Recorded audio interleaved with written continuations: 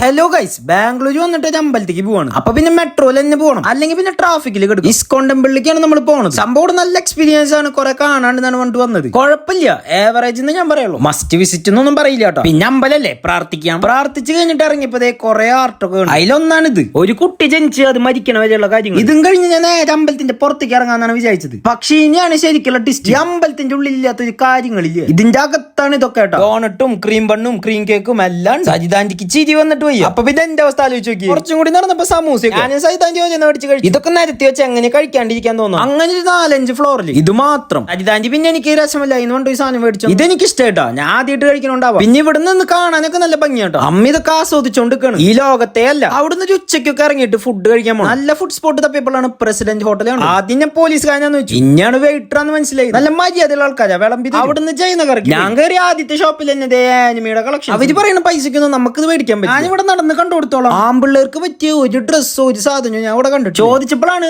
ആണുങ്ങൾ ഷോപ്പിംഗ് ചെയ്യാത്തോണ്ട് ഇവിടെ ഇല്ല എന്നുള്ളത് പറഞ്ഞത്. ഒന്നുമില്ല. ആ വിഷമത്തിൽ ഞാൻ പോയിട്ട് മാങ്കോന്റെ ജ്യൂസ് മേടിച്ചു കുടിച്ചു. പിന്നെയും വിഷമം മാറി എനിക്ക് സൈതാന്റി ഐസ്ക്രീം മേടിച്ചു. ഇനി ഇവരുടെ കൂടെ വന്ന സ്ഥിതിക്ക് ഇവരുടേതായ ഷോപ്പിംഗിന് എന്റെ അമ്മയ്ക്ക് വള മേടിക്കാനായിട്ട് കയറി ജയനഗറിലുള്ള ഷീന്ന് പറഞ്ഞ ഷോപ്പിൽ. ഇബ്രോ മലയാളി കേട്ടോ. ഇവിടെ ഈ ഗേൾസിന് വേണ്ട A to Z ഐറ്റംസ് ഉണ്ട്. അത് നല്ല പ്രീമിയം ക്വാളിറ്റി. ഇപ്പോഴും ഞാൻ ആണുങ്ങൾക്കുള്ളത് കണ്ടെത്തിയിട്ടില്ല. അപ്പൊ ഇനി ബാക്കി നാളെ നോക്കാം. അപ്പൊ ഇന്ന് ഇത്രയുള്ളൂ. Bye by.